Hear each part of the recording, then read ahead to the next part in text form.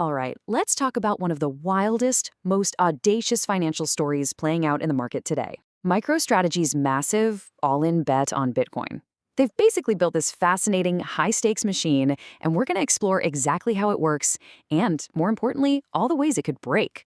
But hang on, before we dive into the deep end, we've got to get the important legal stuff out of the way. Just a reminder that everything we talk about here is for informational and educational purposes only. This is absolutely not financial advice. So please be sure to consult with a qualified professional before you make any investment decisions, okay? Great. Okay, let's get into it.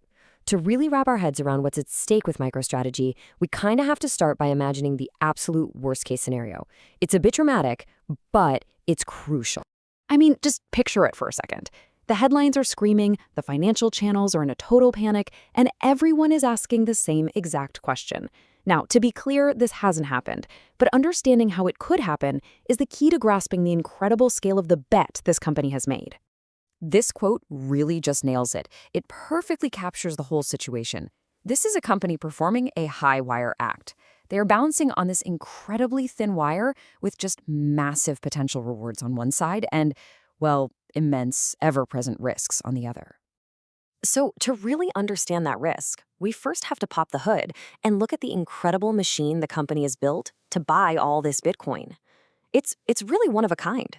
So here's how it works in a nutshell. Step 1, MicroStrategy raises a bunch of money, either by selling its own stock or by taking on debt. Step 2, it uses all that cash to buy Bitcoin. Now, if Bitcoin's price goes up, the company's stock value usually follows. And what does that let them do? Step 4, raise even more capital to buy even more Bitcoin. It's this self-fueling cycle, a true market-funded accumulation engine. And this, right here, brings us to the central, multi-billion-dollar question of this whole explainer. What could possibly happen to make this powerful, self-reinforcing machine just grind to a halt? Or worse, completely fly off the rails? Well, let's start with the two most direct threats, the most obvious ones. First, what if Bitcoin's price just tanks? And not for a week, but for a long time, a deep crypto winter. That would hammer their main asset. And second, the whole model depends on being able to raise money. What if investors get spooked and just stop buying their stock or their debt? Suddenly, the engine has no more fuel. But it gets so much more complicated than that. You have to look at this number. As of their last big report, the company was carrying around $8.25 billion in corporate debt. That massive number tells you something really important. This is not a simple buy and hold Bitcoin strategy anymore. This is a highly leveraged, high-stakes bet. And this quote gets to the next dangerous layer of this whole thing.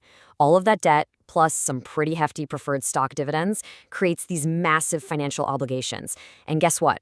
Those obligations have to be paid in cold, hard cash, no matter what Bitcoin's price is doing. This is where you get into what some people have called the nightmare loop. Imagine their ability to raise money dries up. They might be forced to sell some of their Bitcoin just to pay the bills. But if you dump a huge amount of Bitcoin into an already weak market, you could push the price down even further, which worsens your financial position, which forces you to sell more. And you can see how this creates a truly dangerous downward spiral. And this brings us to the even bigger, systemic risks, the stuff that keeps CFOs up at night.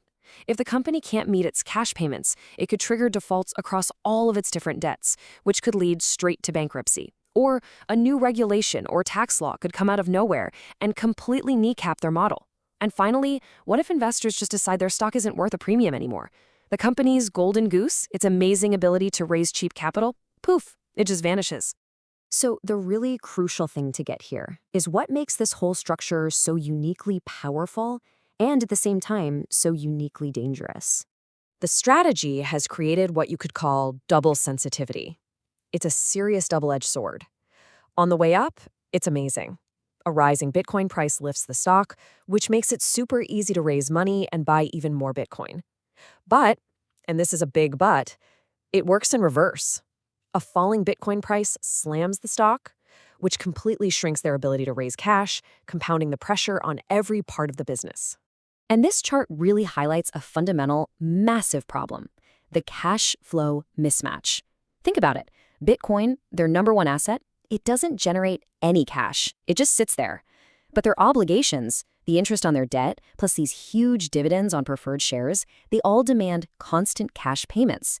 It's like owning a priceless painting that's worth millions, but you have to pay a massive mortgage on it every single month. Okay, I know. We've just laid out a whole bunch of pretty terrifying risks, so it is only fair to look at the other side of the coin. Because there is a very powerful bull case for why this Highwire Act could absolutely 100% succeed. You know, the foundation of that bull case really is Bitcoin itself. I mean, this asset has proven to be incredibly resilient. It has survived crash after crash, regulatory scares, and just endless skepticism. And today, it has more institutional legitimacy and more mainstream adoption than at any other point in its history. And on top of that, the whole policy environment really seems to be shifting. You're seeing what looks like a much more favorable federal posture in the US, which could act as a huge tailwind for digital assets. That could reduce a lot of that regulatory risk we were just talking about. So, where does all this leave us? What's the big takeaway here? How should we think about this incredible, ongoing financial experiment? It really all comes back to that image of the Highwire Act. This strategy is just brilliantly designed for a world where Bitcoin keeps going up and the capital markets stay wide open to fund the vision. But there is so little room for error. If both of those things turn against them at the exact same time, the fall could be absolutely brutal.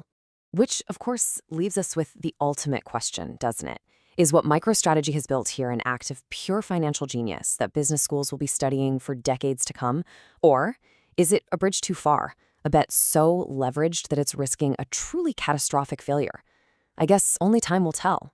Hey, if you enjoyed this breakdown and you got something out of it, do me a favor and be sure to follow, like, and subscribe to the channel. That's EDGRNV on YouTube. We've got more explainers just like this one. Thanks so much for watching.